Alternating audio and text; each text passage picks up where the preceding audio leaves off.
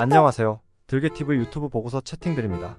저는 직장 생활을 그만두고 현재 1년 3개월 정도 개인 카페에서 매니저로 일하면서 바리스타와 파티셰 그리고 세무 업무 경험을 쌓으며 내년 카페 오픈을 위해 창업을 준비하고 있습니다.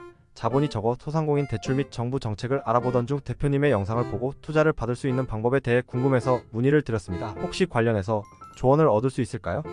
안녕하세요. 반갑습니다. 거주하시는 지역을 여쭤봐도 괜찮을까요? 네, 안녕하세요. 다산 신도시에 거주하고 있습니다. 나이를 여쭤봐도 되나요? 창업하신다면 다산에서 준비하실 생각이실까요? 27살이고요. 다산은 임대료가 너무 비싸기도 하고 교통이 아직 불편해서 유동인구도 제한적이고 주거 느낌이 강한 베드타운 형태여서 성수나 잠실과 같은 약속 상권을 염두에 두고 매물을 보고 있는데요. 잠실 쪽을 집중적으로 서치해 보려고 합니다.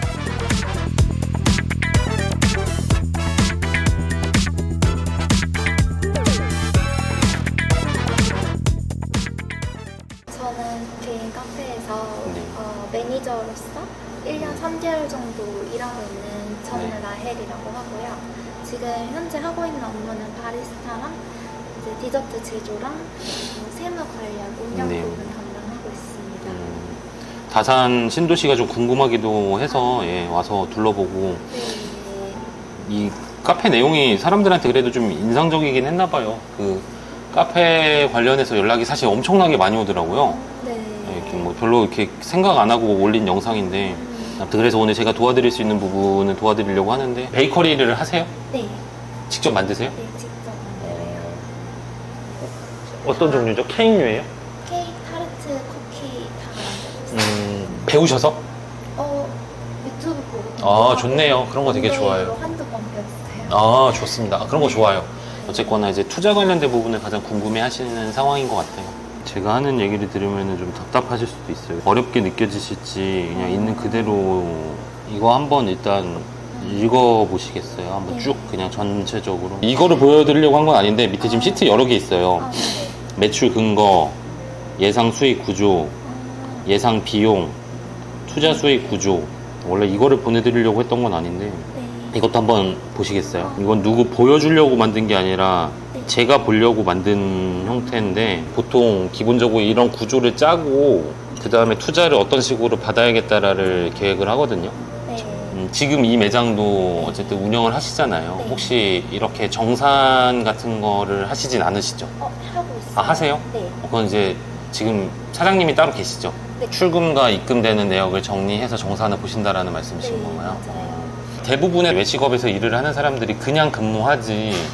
뭐 숫자로 뭔가 표현하거나 뭔가 설명을 할 수 있는 사람들이 잘 없어요. 심지어 뭐 어디서 면접을 봐도 바로 전 직장의 매출을 한 달에 얼마 팔았냐라고 물어봐도 그것조차 모르는 사람들이 사실 태반이에요. 네. 어쨌든 투자를 받는다는 거는 두 가지 접근 방식이 있을 거예요. 논리적인 숫자로 설득을 하는 게 있고 두 번째는 기세예요. 기세.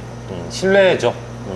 내가 이 사람한테 진짜로 투자를 할 수 있겠다라는 그림이 머릿속에서 그려져야 되고 거기에 대한 확신이 있어야 되는 거죠. 저랑 참여하는 사람들의 이런 이력, 프로필. 근데 좀 약간 이제 프로필도 거짓말을 하진 않지만 좀 과장을 하죠. 어쨌거나 저희를 잘 알릴 수 있게끔 설명을 해야 되는 거고 제가 어떤 거를 해왔는지에 대한 경력 기술. 근데 그런 경력 기술을 했을 때도 제가 이 매장에서 일을 했습니다가 아니라 누가 봐도 결국 설득하는 작업이잖아요.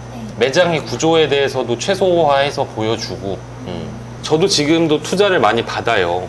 기본적으로 저한테 투자를 하려는 분들의 성향은 투명성이고 신뢰도예요. 제가 제공하는 거는 투자자들한테 상당히 많은 서식들을 제공을 해요. 우리의 기본적인 입출금 내역에 대한 통장에 대한 거래 내역을 로우 데이터라고 하죠. 그거를 정리한 손익구조 P&L도 나열을 하고 매장과 관련된 카드, 뭐 법인카드나 체크카드가 내 개인 용도로 쓰일 수도 있잖아요.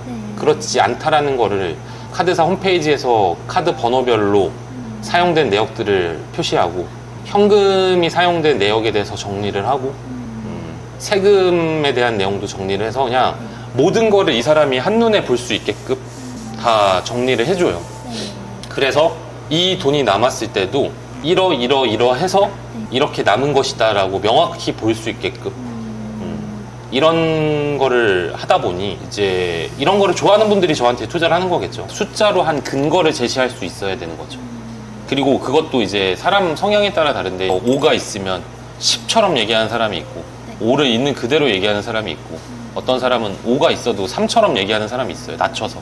그런 상황과 성향들을 다 고려를 해야 되는데 저도 꼭 투자가 아니더라도 네. 본인이 창업을 해도 손익분기점이나 네. 자기 인건비 이런 거 대략 몇 퍼센트인지를 알고 있어요.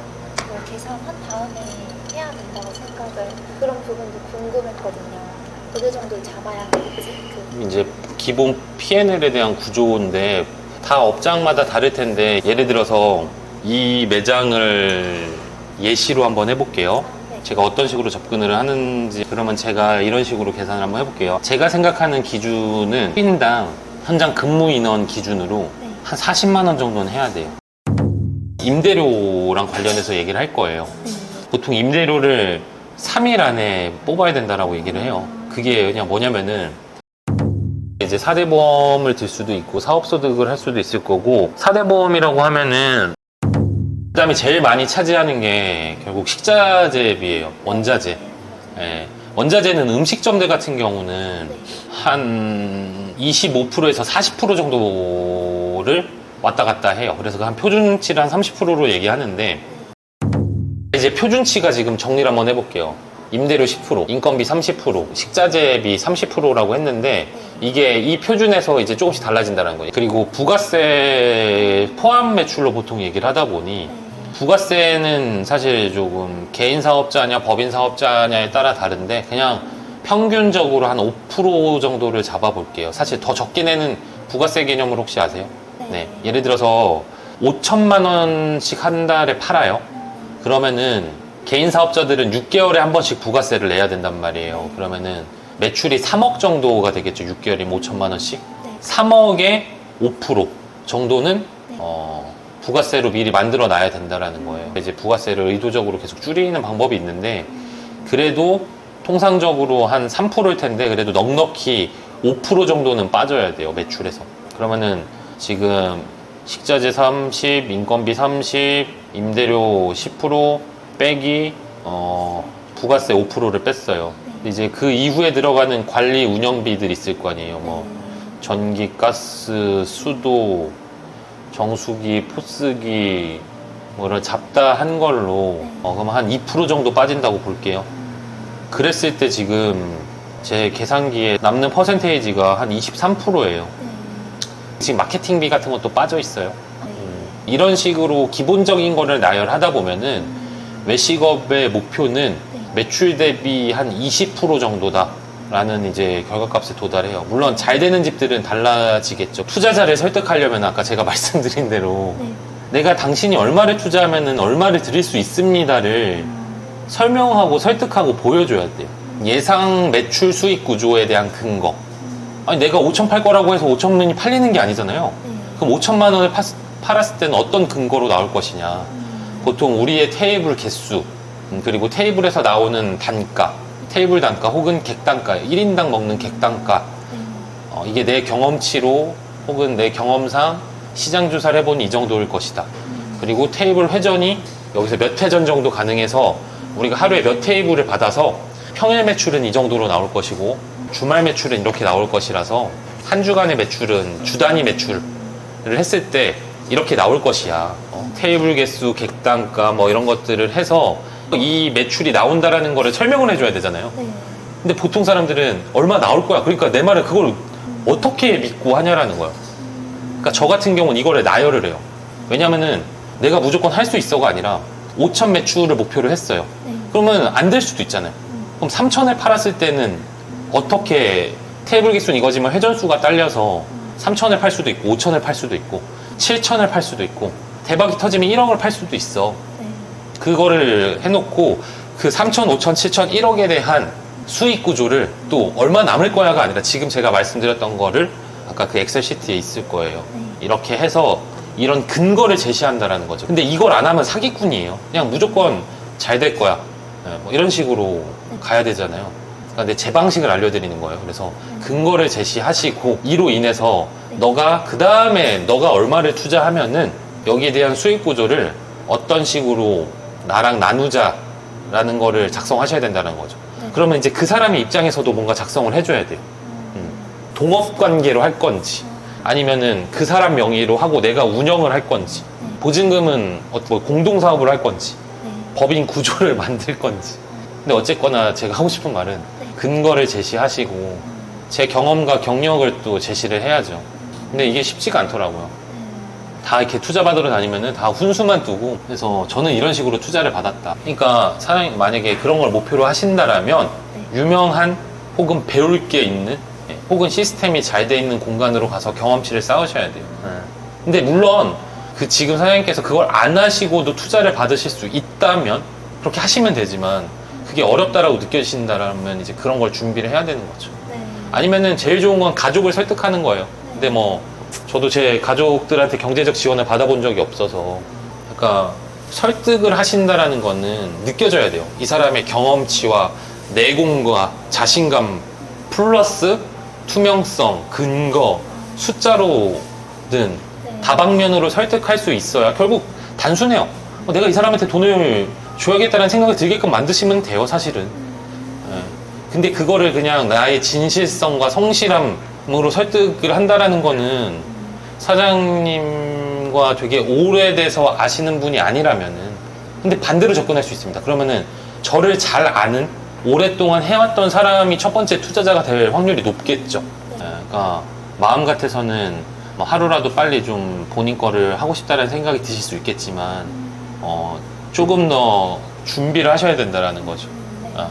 아마 이게 오히려 지금 사장님한테는 좋은 사례일 수 있을 텐데, 도봉관에서 제가 채용했던 파티셰가 지금 청담동에서 카페를 차려서 잘 되고 있어요. 그 어쨌든 제가 카페를 왜 없앴는지 영상에서 보셨잖아요. 근데 그 파티셰가 투자를 받았습니다. 예. 도봉관이라는 포트폴리오를 가지고 받은 거예요. 근데 제가 처음에는 미친 짓이라고 했거든요. 근데 다행스럽게 처음에는 매출이 너무 안 나오는데 월세는 터무니없이 비싸고, 예, 도산공원에서 지금 뜨키라는 카페를 하고 있어요. 사장님의 단계에서는 그 말했던 그 친구의 모델이 지금은 적합한 모델이지 않을까. 근데 이러려면은 더 많이 준비하시고 본인의 확신이 많이 생겨야 돼요. 그러니까 이제 뭔가 카페를 가실 때 분명히 라이 씨는 그냥 가는 게 아니라 여러 가지들을 느끼려고 가시는 걸 거란 말이에요. 근데 이제 그 시야를 더 종합적으로 보세요. 우리나라가 앞으로 이제 이 저출산 시대에 노령화로 인한 실버 사업들이 다 유망이야. 그럼 지금 다 저희가 다 실버 산업을 뛰어들어야죠, 지금이라도. 근데 너무 막연하고 길게 느껴지잖아요. 음식점이나 이런 장사는 길게 보고 가시면 안 돼요. 그러니까 이거를 막 내가 천년만년 가게를 오픈하면은 5년, 10년 하실 거라는 생각을 버리셔야 돼요. 컨텐츠라는 건 결국 소모가 돼요. 물론 안 그런 집들이 있죠. 고깃집도 뭐 5년, 10년 된 집들 있고, 김치찌개집도 20년 된 집도 있고.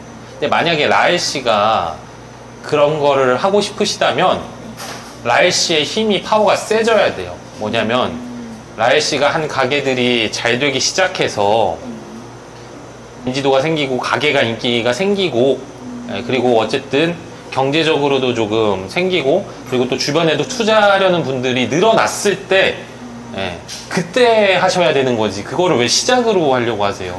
그게 잘못됐다라고 말씀드리는 게 아니고, 그걸 처음부터 하는 거는 너무 막연하고 먼 얘기를, 힘이 생기면 좀 수월해질 거예요.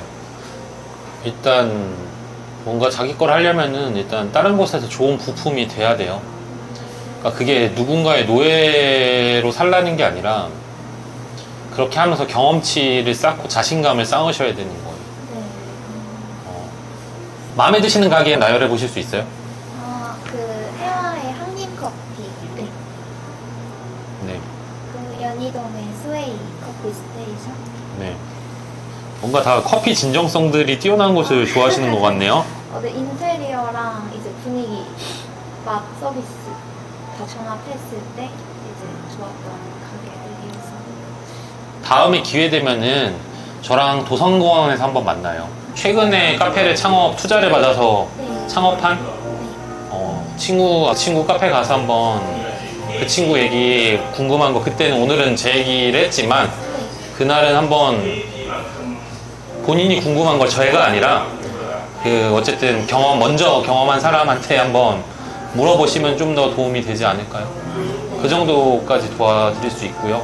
오늘은 여기까지 하고 다음에 또 한번 자리 만들어서 시간 되시면은 도산공원에 있는 카페에서 만나서 그때 한 번 더 얘기하시죠. 네, 감사합니다. 네, 일어날게요. 무슨 시간 내주셔서 아니에요. 아닙니다.